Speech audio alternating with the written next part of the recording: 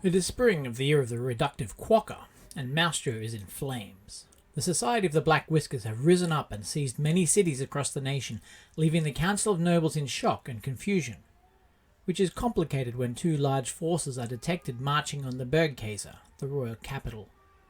One force is led by Maustrian, a declared rebel and known troublemaker. The other is led by Baron Dauphine de Gamelost, a provincial governor. Count Rostopki, regent of Maustria, is in a quandary. The Bergkaese is heavily fortified, but only a small force of militia guard the actual city. Couriers ride in all directions. Gamelost announces he is marching to the capital's defence, to protect it from Maustrian. Rostopki smells a rat. He orders the council to evacuate with all possible haste, gives command of the garrison to the Duc de Laurier, and then rides out personally to meet with Gamelost, who has agreed to hand control of his forces to the regent. It is, of course, a ruse. Gamelost hoists the banner of the Black Whiskers and imprisons the regent, before marching on the Bergkaese with his compatriot, Maustrian. The Bergkaese is under siege for the entire month of mid-spring, as Gamelost leads his army in a series of bloody assaults to take the strong forts protecting the city. Another force of Black Whiskers troops arrive, led by the Duc de Rochefort. The conspiracy is widening. And then Stepka, Prince of Adon, arrives in the camp. The Society of the Black Whiskers are a deep conspiracy of radical conservatives who want to see the will of the great King Gustav put into effect.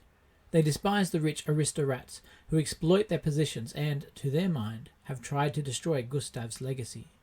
As the combined armies of Gamelost, Maustrian and Rochefort prepare to assault the final fort protecting the Bergkaese, Laurier sends a series of raids to destroy powder and supplies and disrupt the Black Whiskers. There is a fierce skirmish in the camp, lots of confusion, and in the midst of it all, Stepka, Prince of Adon, is shot in the back. A rumour spreads that it was the regent, Rostopki, who shot Stepka while trying to escape. Stepka is carried to his command tent, and as the Black Whiskers and rebel nobles gather about, he dies, calling out the name of his dead wife and asking for his son Sevka to be brought to the capital and crowned in his place. His last words are, "Promise me, Gamelost, promise you will care for my son, your king."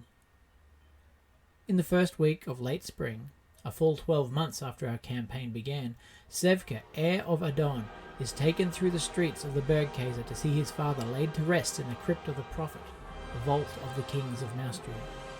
Then he is taken to the great hall and crowned king by the Grand Motza. Gouda, save the king. Of course, there is much more to this story.